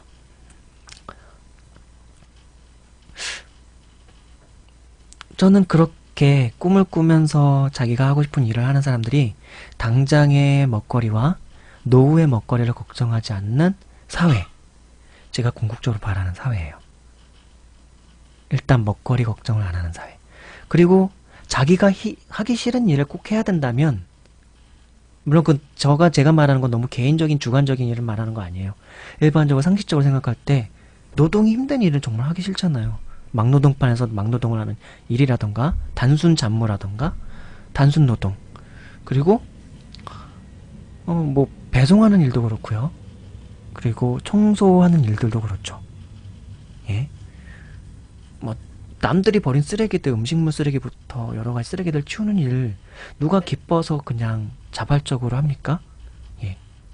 상식적으로 생각할 때 배송하는 일 막 계단 오르내면서 단순하게 그냥 물건을 운송하는 일 누가 자발적으로 다 하고 싶어 할까요? 그러나 그런 하나하나의 것들도 사람들의 필요에 따라 이루어지는 것이기 때문에 거기다 의미를 두고 한다면, 아 그래, 난 이렇게 하는 것도 내가 이렇게 배송을 하고 내가 이렇게 청소를 하고 하는 것들이 누군가에게 이름이 된다는 걸, 예, 가치관으로, 삶의 가치관으로 갖고 하는 분들은 정말 대단한 훌륭한, 예, 가치관을 갖고 일하는 것이겠죠. 예, 그쵸? 소명감이죠, 그런 게. 그런 마음을 가지고 할 수 있다면 너무 좋을 것 같아요. 근데 그런 마음을 가질 수 없다고 일반적으로 보편적으로들은 생각을 하잖아요. 그쵸? 예, 그런 일들을 말하는 거예요. 그런 일들에 대해서는 지금의 보수도 더 충분히 줘서 노동을 많이 하고 힘든 대신에 쉴 때는 좀 더 여가 생활을 할 수 있도록 임금을 주자 이거예요. 저는 청소부부터 비롯해서 뭐 단순 운송하는 그런 버스기사, 택시 운수들, 그리고 아까 배송하는 분들, 당장 그냥 막 생각나는 분들은 일단 딱 이런 분들인데요. 예. 그리고 요리를 하는 분들도 마찬가지고 단순 보조하는 분들도 마찬가지고. 예.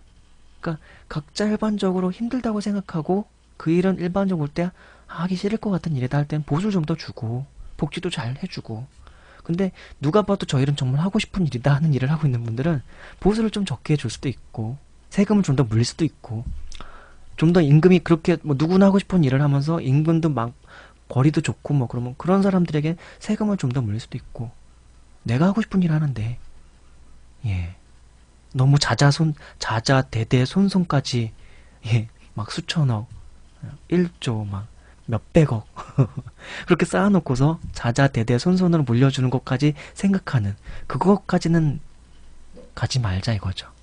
그거는 그 생애에서 마쳤을 때 그 다음 생애로 갈 때는 미국이나 다른 복지 국가들은 한 사람이 죽으면 그 다음에 그 상속세를 물릴 때 대단히 많이 물리는 경우가 있잖아요. 우리나라도 그런 건 당연히 그렇게 가야 되겠죠. 그리고 그 다음 때에는 그 다음 상속금을 받은 사람은 그 사람 스스로의 노력으로 또 뭔가 일궈야 되는 것이 있는 것이죠. 다만 서민들은 물려줄 게 별로 없잖아요. 물려줄 게 없는데 자식도 사실은 살아갈 근간이 별로 없고 그나마 집 한 칸 있는데 나 죽으면 이거라도, 예, 서민 내 자식에게 줘야지. 자식도 같이 때론 살고 있는 경우도 있거든요. 예. 예. 지금 요즘 시대가 좀 그렇잖아요.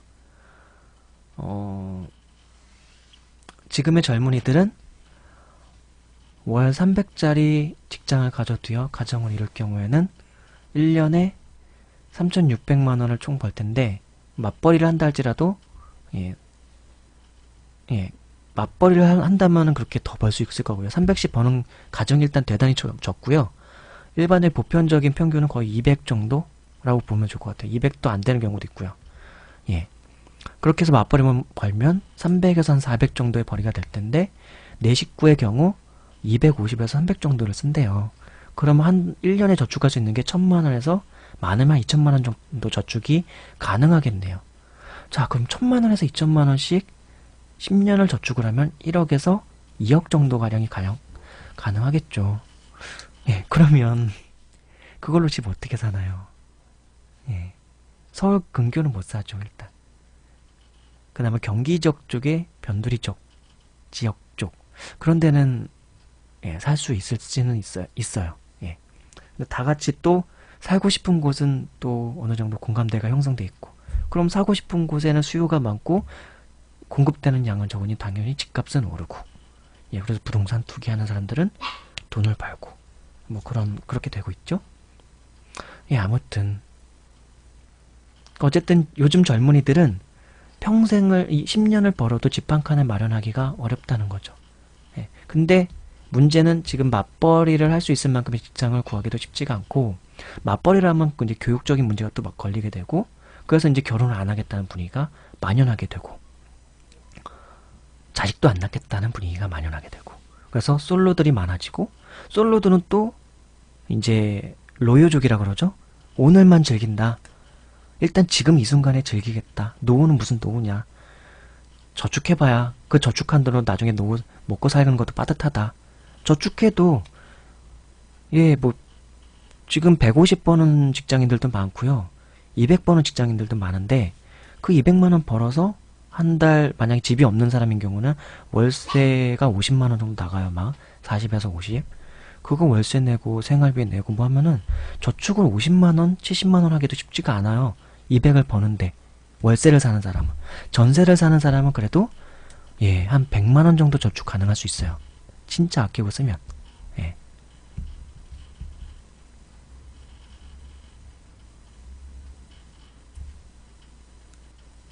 그런 사람이 얼마를 벌어야 저축만 평생 사람이 그래도 살아가면서 뭐 저축하면 저축만 하면서 살아갑니까?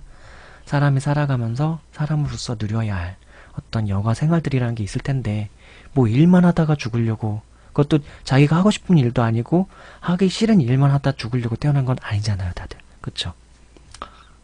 예. 그런 딜레마에 지금 젊은이들은 빠져 있으니까요.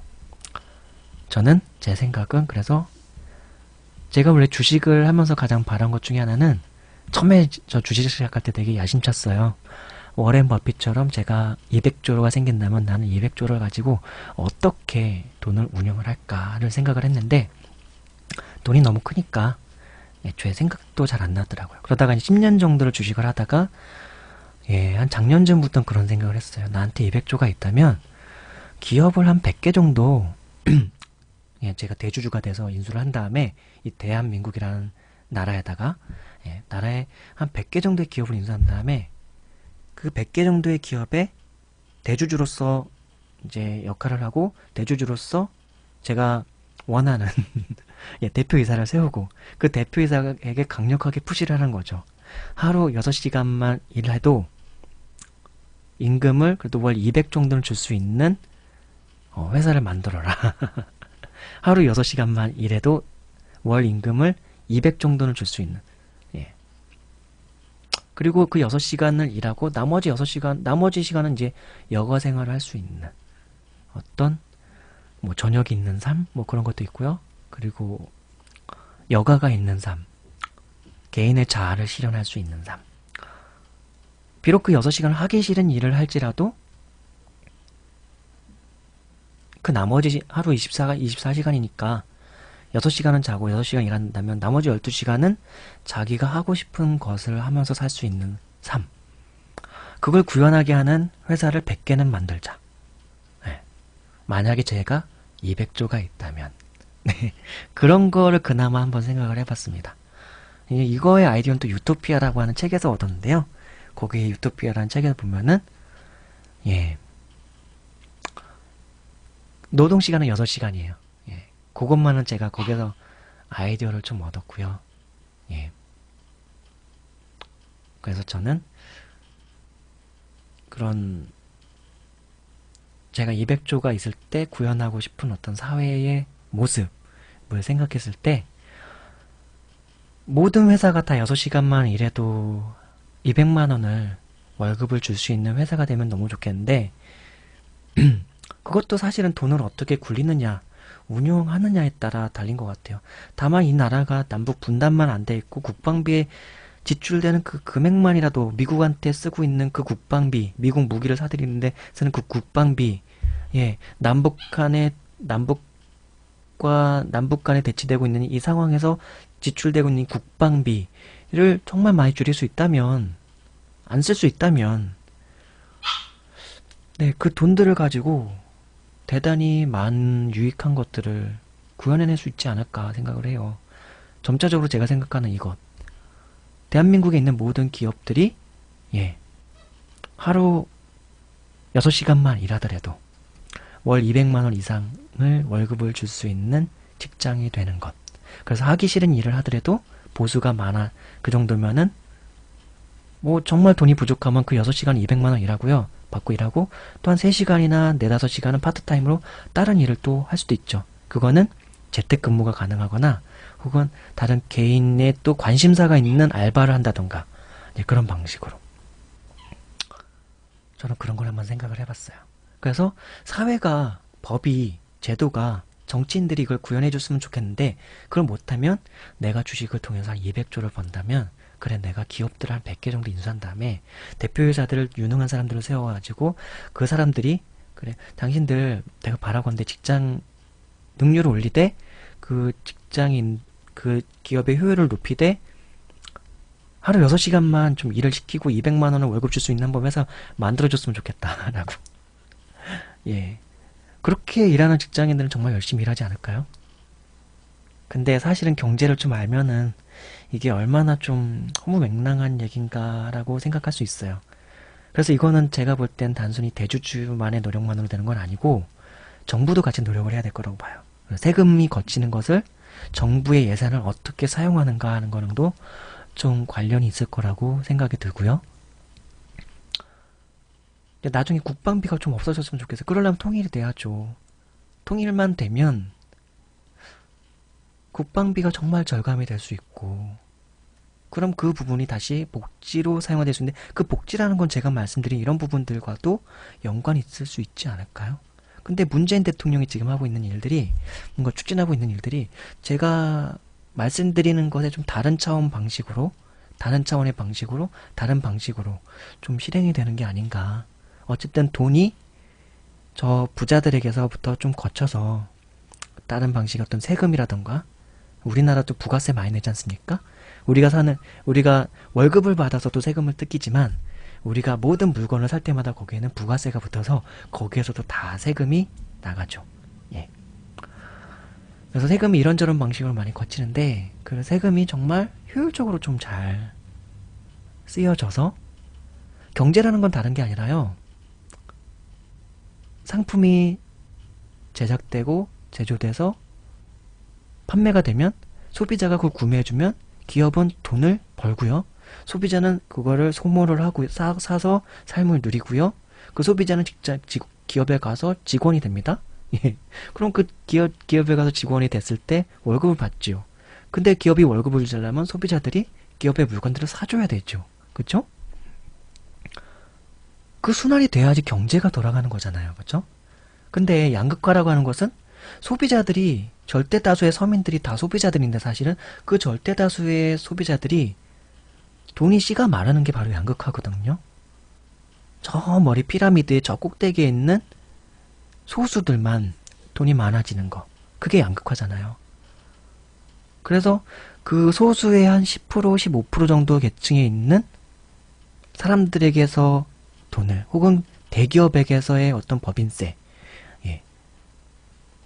법인세가 사실은 이제 좀 그건 또 경제를 또 이해해 보면 이제 법인세를 함부로 물리면 경제에 큰 영향을 미치는 거 아닌가 뭐 그런 생각도 저도 이제 주식을 공부하면서 예, 경제를 좀 많이 이해하게 됐는데요. 아무튼 뭐 그런 게 있는데요. 되게 복잡해요 경제가. 하여튼 복잡하긴 한데 다만 경제라는 것의 가장 간단한 원리는 돈을 순환시키는 거예요. 돈을 순환시키는 거. 그 일을 잘하면 돈은 순환이 되고 그 일을 잘하면 경제가 활성화되는 거죠. 그러니까 절대 다수를 이루고 있는 서민들이 먹고 살만하게 그 좀 사람이 사는 것답게 여가도 좀 누리면서 삶답게 살 수 있게 하는 그게 중산층이 가운데층이 좀 풍부해지는 건데 예 그렇게 되도록 하는 거 예 그게 바로 경제 활성화에 저는 가장 근본된 대책이 되지 않을까라고 저는 생각이 들어요. 물론 이걸 어떻게 이제 정책으로 실현하느냐는 전문가분들이 좀 애써줘야 될 부분인데 문재인 정부가 일단은 그 첫걸음을 잘 시작하고 있다고 생각하는데요. 너무 안타까운 건 지금 이런 상황에서도 북한은 왜 자꾸만 북핵을 가지고 시끌벅적하게 하게 만들고 트럼프는 또 트럼프와의 대치 국면을 또 만들고 그러는지. 근데 다만 이제 제가 지금 이 방송하고 있는 이 시점에는 좀 많이 잠잠해졌어요. 바로 지난주까지만 해도 막 시끄러워가지고 예, 피곤했죠. 예, 그렇네요. 네, 그렇군요. 아무튼 뭐 이런저런 수다. 이 방송의 제목은요. 이런저런 수다예요. 이 방송, 예, 우리 방송, 제 방송국 이름이 아마 이런저런 수다 뭐 그럴 겁니다. 이런저런 수다 떠는 거죠. 들을 사람 있으면 듣고, 들어주는 사람 있으면 감사한 거고, 공감해주는 사람 있으면 감사한 거고요. 없으면 저 혼자서 말하는 연습하는 거고요. 예, 그런 거죠. 아무튼 너무 중구난방으로 이런저런 얘기해서 좀 듣는 분들이 피곤할 것 같아서 좀 죄송한 감이 있는데 앞으로 좀 더 생각을 잘 정돈해서 말할 수 있도록 더 노력해 보도록 할게요. 어쨌든 제 방은 잠이 쏟아지는 방입니다. 이게 컨셉입니다. 일단 처음에 이렇게 가자고요. 나중에는 막 잠을 자다가도 내용이 너무 유익해가지고 잠이 벌떡벌떡 깨요. 뭐 그런 방송이 됐으면 좋겠는데 일단 첫걸음은 듣고 있으면 잠이 쏟아지는 방송, 막 중구난방한 막 잡다한 수다가 넘치는 방송, 혹은 듣고 있으면 마음이 편안해지는 방송. 일단 저의 이 방송의 목표는 이래요. 예. 네, 그렇습니다. 예. 뭐 경찰 얘기하다가 박근혜 정부 얘기하다가 뭐 유토피아 얘기도 나왔고요. 제가 바라는 어떤 이 나라의 사회의 어떤 구현하고 싶은 것들, 그런 얘기들도 좀 나왔어요. 자, 그래서 이제 그 다음 좀 문장 좀 보면은 아울러 사망한 지 짧은 시간 만에 시신이 심하게 부패될 수 있느냐는 의혹에 대해서도 표창원 범죄과학연구소장은 충분히 의혹 제기 가능성을 언급하면서 아까 제가 말씀드렸던 제가 이름이 생각이 안 났던 그분이 바로 이 표창원 현 국회의원이죠. 이분입니다. 시신의 평소 건강 상태나 지병, 장기의 어떤 훼손, 외부적인 습도나 온도, 그리고 특히 상처가 있느냐에 따라서 다르다며 상처가 있을 경우에는 피 때문에 동물이나 곤충들이 더 많이 몰려들게 되고 부패를 가속화시켜 세균 번식도 많아지고 그런 것 때문에 불가능한 상태는 아니다라고 지적하였고, 예, 저희가 이걸 어디서 봤었냐면은, 아이고 이렇게 되면 안 되는데 뭐가 이렇게 막 떴네요.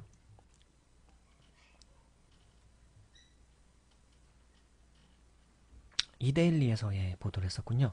그리고 이윤성 서울대학교 법의학과 교수도 야생동물은 부패 자체를 결정하지는 않지만 시체 훼손을 많이 관여하며 야생동물이 피부를 훼손하면 거기에 균이나 파리 등등이 개입하기가 훨씬 쉬워져 부패가 더 빨리 진행된다고 지적. 이런 상황이 충분히 가능함을 시사하였다. 예, 뭐 이럴 수 있다고 합니다. 뭐 유병원의 뭐 개인적인 삶을 들여다봐도 좀 재밌는 좀 삶이 있어요. 그 재밌다고 하는 게 진짜 재밌는 뭐 그런 건 아니고요. 좀 특이하구나. 예, 그리고 뭐 하여튼 그래요. 예, 네. 뭐 이 사람도 왜 거실에서 강아지들이 깨갱깨갱 될까요? 배고픈가? 예, 밥 줘야 될 때가 됐을까요? 다행히도 아침 8시라서 이웃집에 피해는 조금은 덜 가겠네요. 저희 집 그렇게 애들이 시끄럽진 않은데 지금 강아지들이 태어난 지 1개월 됐는데요. 아직 못 몰라가지고 가끔 배고프거나 엄마가 저들 잘 안 주거나 그리고 뭔가 짜증이 나거나 그러면 가끔 저렇게 옹알이를 좀 해요.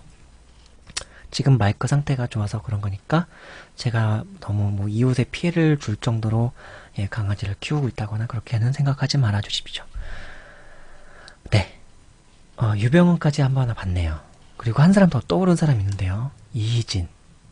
이희진에 대해서는 제가 뭐 알아보진 않을게요. 아싸 이희진 있잖아요. 예. 예, 이 사람은 지금 구속되어 있나요? 예, 그렇죠. 한번 알아보십시오. 인터넷으로 어떤 사람인지. 예, 그 정도로만 정리하고요. 예, 영화 후기. 네, 마스터. 네, 야, 마스터를 보고 나서 영화를 보면서 느낀 점들 이런저런 거, 예, 썰을 좀 풀다 보니까 이런저런 여러 가지 얘기들을 나눴네요. 별 재미는 없었을 것 같아요. 아마 끝까지 듣는 분들 거의 없을 것 같고요. 예, 그래도 혹시라도 끝까지 혹시 들어보신 분 있다면 댓글로 하나 정도는 표현해 주세요. 예, 다른 게 있는 게 아니라 이런저런 이런 잡다한 수다를 끝까지 들은 분도 한 분은 있구나 라고 생각할 수 있게끔, 예, 저도 한번 그렇게, 예, 그런 분 있으면 너무 고맙잖아요. 예, 별거 아닌 이런 잡다한 수다를 끝까지 들어준 분이 있다는 거, 그쵸? 예, 댓글 한번 끝까지 들은 분 있다면, 예, 댓글 좀 한번 부탁드릴게요. 유튜브에요. 예, 아무래도 저는 강아지 애들에게 한번 가봐야 될 것 같습니다. 이상 방송 종료하도록 할게요.